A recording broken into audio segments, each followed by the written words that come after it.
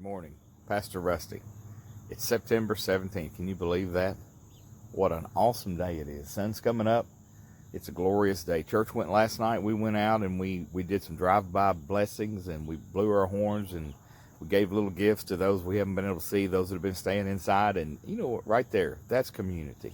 And that's church, just to get together and share the love of Christ with our fellow believers and those that are without right now. Good time. I enjoyed that. Hope we do it again soon. Trying to find a new path, or the path that we can walk during this time. It's a challenge, isn't it? It's an absolute challenge, because we can't click off the boxes like we used to do. Things are different, but our God is still able. Well, this morning I was reading the verse that was presented as a daily verse, and it's in Psalm 51. It's where David cries out to God. Listen what he says. He says, "Have mercy on me, O God, according to your steadfast love, according to your abundant mercy, blot out my transgressions." And he says, "Wash me thoroughly from my iniquity and cleanse me from my sin." You know, there's a lot of things that we can take from these first two verses. First of all, David was full aware of his sin. He wasn't trying to blame it on anybody else. He wasn't trying to say, well, you know, I did this, or I did this because of this, or somebody else did that. David owned it. And that's a beautiful thing about confession. Confession is cathartic, and it's cleansing, and it helps us actually see ourselves as we should see ourselves, the fallen nature that we have, and the need of grace and mercy. The second thing we can take from this is that David knew God well enough that he said,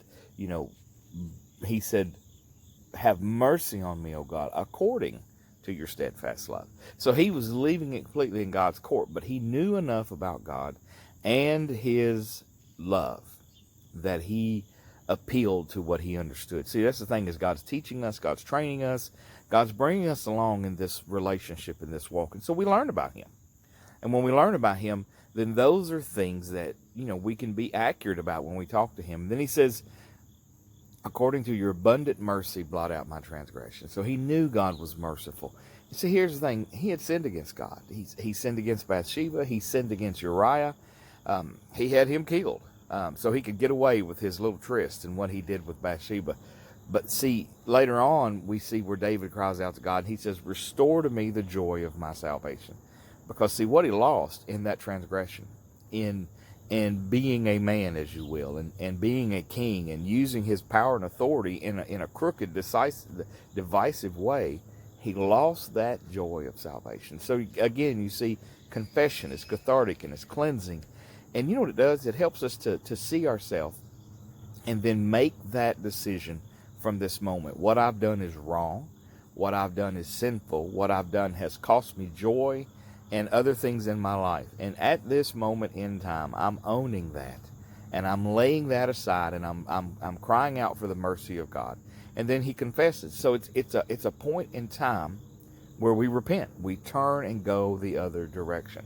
That's important. That's important for us to own it, and then make decisions that will walk us out of the darkness, walk us out of the jungle, walk us out of the junk that comes along with wronging each other and sinning against God.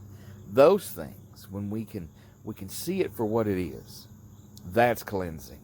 And he knew that the mercy of God and the forgiveness of God was greater than anything he had ever done. And you think about that. A lot of people don't think God can forgive them because what they've done is so bad. But the truth of the matter is, when we see ourselves as we should, we have no recourse left except to fall upon the mercy of God.